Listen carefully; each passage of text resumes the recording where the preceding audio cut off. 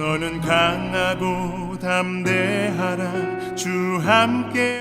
야훼께서 이르시되 내가 수고도 아니하였고 재배도 아니하였고 하룻밤에 났다가 하룻밤에 말라버린 이 박넝쿨을 아꼈거든. 하물며 이 큰 성읍 니느웨에는 좌우를 분별하지 못하는 자가 12만여 명이요 가축도 많이 있나니 내가 어찌 아끼지 아니하겠느냐 하시니라. 행하신 일 보라. 주님 내게 허락하신 이 약속의 땅에 주 의지하며 나아갈 때. 신앙이 성숙하는 데 장애물이 있다면 무엇입니까?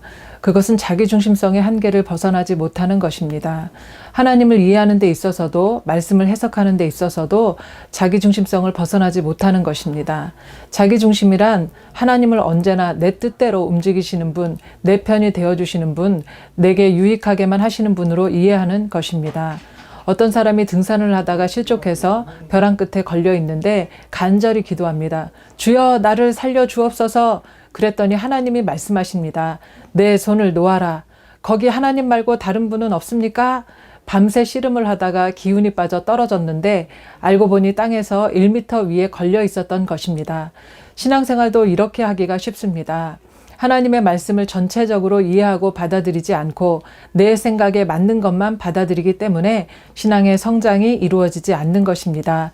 요나 4장 1절부터 보면 요나가 매우 싫어하고 성내며 야훼께 기도하여 이르되 야훼여 내가 고국에 있을 때에 이러하겠다고 말씀하지 아니하였나이까. 그러므로 내가 빨리 다시스로 도망하였사오니 주께서는 은혜로우시며 자비로우시며 노하기를 더디하시며 인애가 크시사 뜻을 돌이켜 재앙을 내리지 아니하시는 하나님이신 줄을 내가 알았음이니이다. 야훼여 원하건대 이제 내 생명을 거두어 가소서. 사는 것보다 죽는 것이 내게 나음이니이다 하니. 요나가 생각한 하나님은 이스라엘의 원수인 니느웨를 멸망하게 하시는 분이어야 합니다. 그렇게 하지 않으시는 하나님은 죽어도 싫다는 것입니다. 완전히 자기중심성을 벗어나지 못하고 있는 것입니다. 하나님은 창조주시며 우리는 피조물입니다. 우리가 하나님께 맞춰야지 하나님께서 우리에게 맞추실 수는 없는 것입니다. 받아들이기 어려워서 눈물을 흘리더라도 아멘 주님 뜻대로 되게 하옵소서 이렇게 고백해야 하는 것입니다. 마태복음 26장 39절에 내 아버지여 만일 할만하시거든 이 잔을 내게서 지나가게 하옵소서. 그러나 나의 원대로 마시옵고 아버지의 원대로 하옵소서. 예수님의 십자가를 지시기 전 겟세마네 동산의 기도가 우리의 기도가 되시기를 축원합니다. 그 다음은 하나님께서는 박넝쿨을 통해 한 영혼의 소중함을 깨닫게 하신다는 것입니다.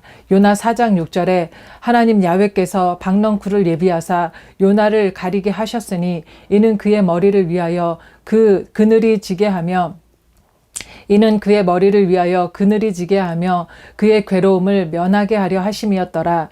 요나가 박넝쿨로 말미암아 크게 기뻐하였더니 하나님이 벌레를 예비하사 이튿날 새벽에 그 박넝쿨을 갉아먹게 하심에 이튿날 새벽에 그 박넝쿨을 갉아먹게 하심에 시드니라. 하나님께서는 요나에게 회개와 용서의 메시지를 맡겼습니다. 그러나 요나는 심판의 메시지만 외쳤습니다. 니느웨가 회개하고 돌아오기는커녕 심판받아 멸망하기를 바라는 요나는 잃어버린 니느웨 영혼들의 소중함을 전혀 깨닫지 못했습니다. 하나님은 니느웨의 하나님도 되시며 그들을 위한 애타는 사랑의 마음을 가지고 계심도 전혀 알지 못했습니다. 그렇기 때문에 하나님께서는 박넝쿨을 통해서 잃어버린 영혼을 향한 하나님의 마음을 깨닫게 하십니다. 우리는 박넝쿨과 같은 일상생활의 소소한 즐거움을 기뻐합니다. 내가 키우는 화분에 꽃이라도 피고 새싹이 올라오면 기뻐하고 내가 응원하는 야구팀, 축구팀이 이기면 내일처럼 기뻐하고 내가 좋아하는 맛집을 위해서는 먼 데라도 달려갑니다. 그러나 지금도 지옥으로 걸어 들어가고 있는 니느웨의 12만 명에 대해서는 아무런 관심이 없는 것입니다. 지금도 지옥으로 걸어 들어가고 있는 내 가족, 내 이웃에 대해서는 아무런 관심이 없는 것입니다. 그러므로 하나님은 우리의 박넝쿨에 벌레를 보내사 갉아먹도록 허락하십니다. 그래서 절망과 고통과 아픔을 피부로 느끼게 하십니다. 때로는 물질이 끊기고 건강을 잃어버리고 관계가 무너져서 하나님께 기도하다가 하나님의 마음을 알게 되는 것이며 내가 얼마나 내 중심으로만 살았는지 알게 되는 것입니다. 지금도 지옥으로 가고 있는 주님의 자녀들을 향한 주님의 애끓는 마음을 우리로 알게 하시며 그 마음을 품게 하십니다. 요나 4장 10절 이하에 보면 야훼께서 이르시되 내가 수고도 아니하였고 재배도 아니하였고 하룻밤에 났다가 하룻밤에 말라버린 이 박넝쿨을 아꼈거든. 하물며 이 큰 성은 니느웨에는 좌우를 분별하지 못하는 자가 12만여 명이요 가축도 많이 있나니 내가 어찌 아끼지 아니하겠느냐 하시니라. 오늘도 한 영혼을 향한 주님의 마음을 품게 되시기를 예수님의 이름으로 축원합니다. 행하신 일 보라.